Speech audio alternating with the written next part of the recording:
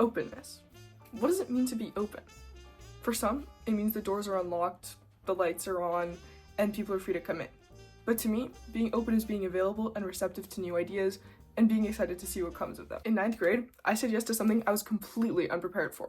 While avoiding a geometry test, I joined my friend's Spanish class. I didn't know there was going to be a test that day, but instead of walking out, I stayed. As I stared at the packet, words tugged at memories. My Guatemalan abuelita speaking Spanish rapidly into the phone, her voice traveling across borders that I couldn't even see. In that classroom, I realized Spanish wasn't new to me. It was just a door I hadn't thought to open yet.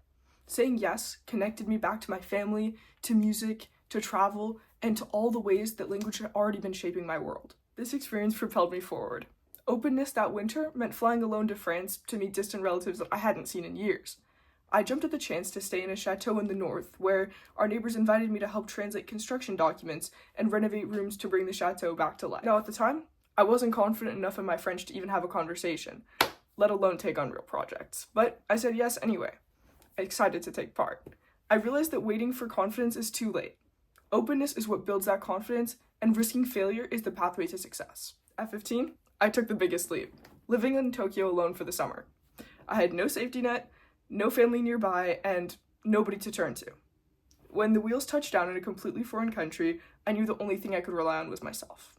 Being open to the unknown and excited to meet new people from all over the world, I built lasting friendships that are now sustained by WhatsApp calls and messages in various languages. Over the next 3 summers, Tokyo became a second home, as I felt confident enough to walk in without knowing what awaited me. Fueled by the confidence I had to stumble through my broken Japanese in Tokyo, I knew that experience alone wasn't going to be enough. My school didn't offer any courses in Japanese, but that wasn't going to stop me from creating one.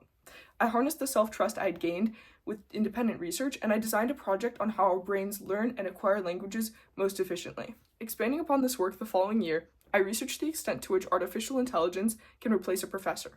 In conducting this experiment, I successfully passed the AP Japanese Language and Culture exam, having only practiced with a chatbot that I coded to teach me Japanese.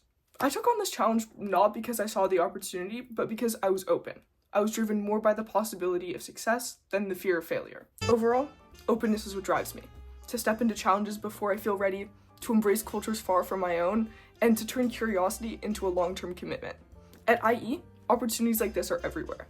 Classmates from across the world, student-led initiatives, and interdisciplinary projects. I know that I won't just benefit from IE's global culture, but I'll be able to cultivate it by walking through the door that says, "We're open."